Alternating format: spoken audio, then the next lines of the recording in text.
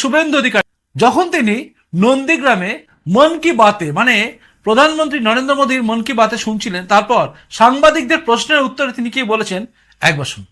প্রভাত মিশ্র যিনি finance secretary ট্রেজারিগুলোতে circular দিয়েছেন যে সমস্ত টাইপের বিল বন্ধ করতে ছাড়া আগে 50 লাখ টাকা পর্যন্ত পাওয়ার ছিল ট্রেজারির, এটা 10 লাখে নামিয়ে দিয়েছে। এমনকি ভাবলে অবাক হবেন, রিটায়ার্ড এমপ্লয়ি বা রিটায়ার্ড টিচার তাদের প্রভিডেন্ট ফান্ড গ্র্যাচুইটি সেটাও ছাড়া যাবে না, যার জন্য ফিনান্সে পাঠাতে হবে।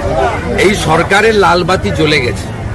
এই সরকারকে আমি আগেও বলেছি 26,000 শিক্ষক শিক্ষাকর্মী, আগামী দিনে 32,000 প্রাথমিক, ওবিসির জট এবং সাথে সাথে ডিএর দেওয়ার যে প্রাথমিক রায়, এই 4টে অস্ত্রে চতুর্মুখী মমতা ব্যানার্জি পাঁকে পঙ্কিল পাঁকে আবর্ত হয়ে গেছে।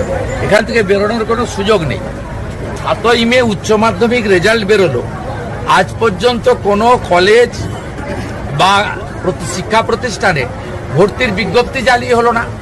যেহেতু 107টা 111টা কমিউনিটিকে মমতা বন্দ্যোপাধ্যায় বেআইনি করে ওবিসি করেছেন, যার মধ্যে 107টা মুসলিম কমিউনিটি, তাদেরকে যেহেতু বাতিল করেছে কলকাতা হাইকোর্ট, সেই জন্য ওবিসি ভর্তিটাও বন্ধ করে দিয়েছে।